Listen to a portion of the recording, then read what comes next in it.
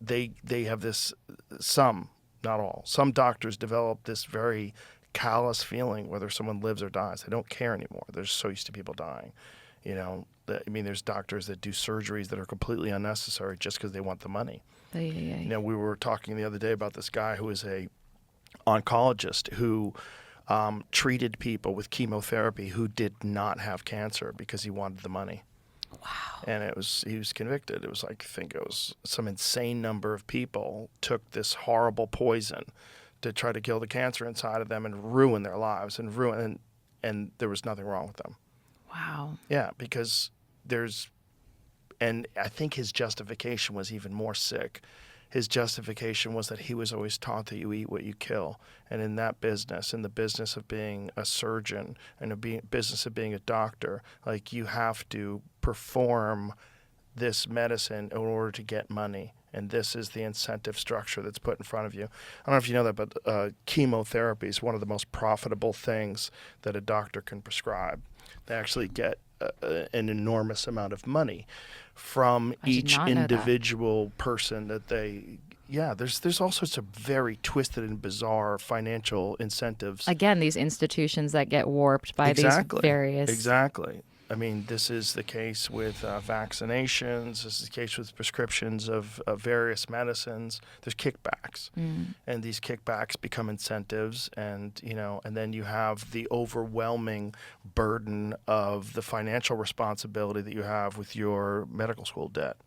And then you have malpractice insurance, which is overwhelming. You have overhead, you have staff, you have a bunch of people, and then people start justifying things in a very twisted way. And it's because of the system. And you have to be an incredibly powerful person to rise above that and to say, this is not what I'm going to do. Even if it means I can't do this anymore, I'm not doing this. And then the weakest amongst us just instead they go the other way and say, I'll just justify whatever. No one is going to know. I'll just say, yeah, you got cancer. Yeah.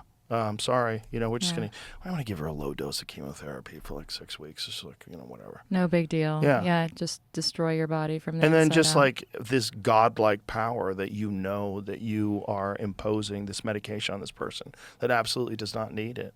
And that person doesn't know any better. Yeah.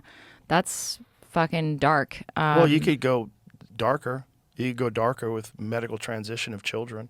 This whole gender affirming care thing where you're taking young kids and convincing them they need to be chemically castrated or physically castrated. Right. And there's a lot of weirdness in the world. Yeah. There's evil's a real thing, and the motivation to do these things can be very, very hidden and masked with all sorts of incentives and the structure in which this institution was sort of created.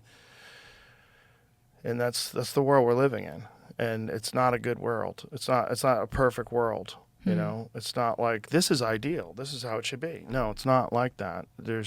Money is a weird fucking thing. Money and power are two very, very weird things.